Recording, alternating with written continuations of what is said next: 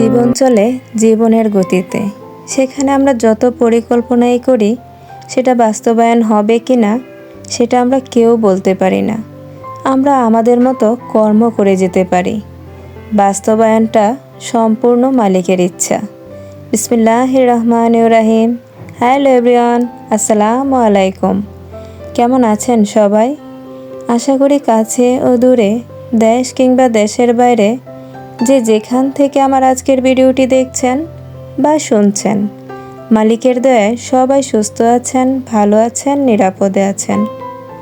আমরাও আলহামদুলিল্লাহ আপনাদের সকলের দোয়া ও ভালোবাসায় মালিকের অশেষ দয়ায় বেশ ভালো আছি। আর যারা অসুস্থ থেকে আমার আজকের ভিডিওটি দেখা শুরু করেছেন বা দেখছেন না, তাদের সকলের সুস্থতা কামনা করে মায়ের সংসার থেকে নতুন দিনের নতুন আরও কিছু কাজ নিয়ে চলে আসলাম আপনাদের মাঝে। আশা করছি বরাবরের মতো আমার আজকের ভিডিওটি আপনাদের কাছে অনেক ভালো লাগবে। ভালো লাগলে লাইক, কমেন্ট, শেয়ার করতে একদমই কেউ ভুলবেন না। ভিডিওর শুরুটা করেছিলাম ছাদ থেকে। ওই যে কিছু কাঁচা হলুদ শুকানোর ভূত মাথায় চেপেছিল, সেটারই প্রয়াসে প্রতিদিন সকালবেলায় ছাদে আগে হলুদগুলো দিয়ে আসি। অনেকটা শুকিয়েও গিয়েছে, খুব তাড়াতাড়ি পুরোপুরি শুকিয়ে যাবে। তারপর আর কি মেশিনে করে গুঁড়ো করে ফেলবো। আসলে আমরা আমাদের জীবনের কত কিছুই না পরিকল্পনা করি, তাই না? জীবনটাকে কতভাবে সাজানোর চেষ্টা করি। যতক্ষণ এই জীবন নামক বাতাসটা আমাদের মধ্যে বিরাজ করে, ততক্ষণ কত পেরেশানি, কত কিছু নিয়ে আমাদের চিন্তা থাকে। সকালটা শুরুই হয় যেন মাথার মধ্যে এক গাধা পেরেশানি আর টেনশন নিয়ে।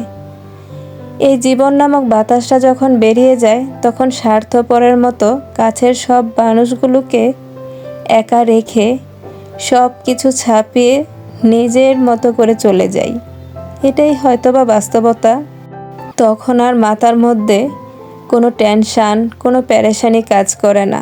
যে মানুষটাকে এক সেকেন্ডের জন্য একা রাখতে ভয় পেতাম, সেই মানুষটাই দিনের পর দিন, মাসের পর মাস, বছর পার হয়ে যায়, একা একা দিন কাটায়।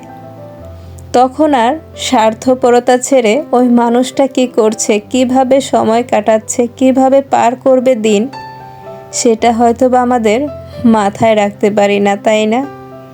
এই জীবন নামক বাতাসটার এতটাই শক্তি, এই বাতাসের গুণেই দুনিয়ার এত মায়া, এত মহাব্বত, এত সব কিছু, এত সম্পর্ক, সব কিছুর মূলেই কিন্তু এই জীবন।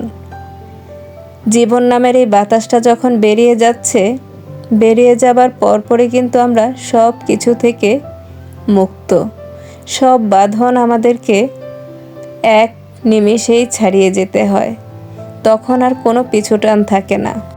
যে মানুষটাকে দিনের মধ্যে 1 ঘন্টা একা রাখতে গেলে হাজার টেনশন মাথার মধ্যে ভর করত, সেই মানুষটাকেই দিনের পর দিন একা থাকতে হয়। কিন্তু ওখানে আর টেনশন নামক জিনিসটার ফিল করা হয় না, তাই না? এই জীবনের বাতাসের কত মূল্য।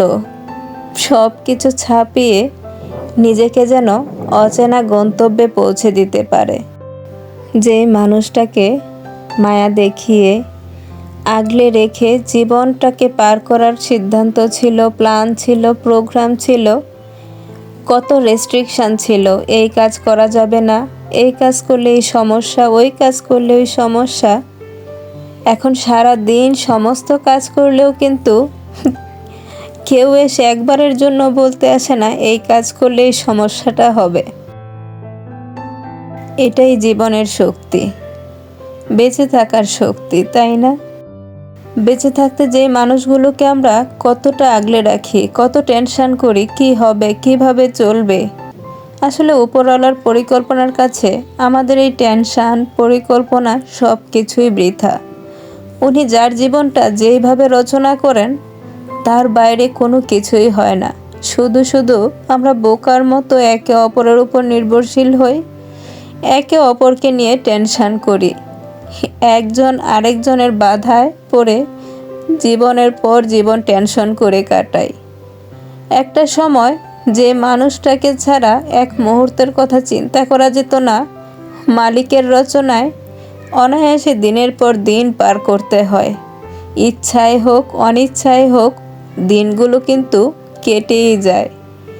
দিন কারোর জন্য অপেক্ষা করে না, সময় তার নিজস্ব গতিতে চলতে থাকে। আপনি পছন্দ করুন বা না করুন, সময় কিন্তু আপনার জন্য 1 সেকেন্ডের জন্য এসে বলবে না যে ঠিক আছে, তুমি যেহেতু তাকে ছাড়া চলতে চাচ্ছ না, এখানেই স্টপ। সময়ের কাছে থামা বলতে কোনো জিনিস নেই।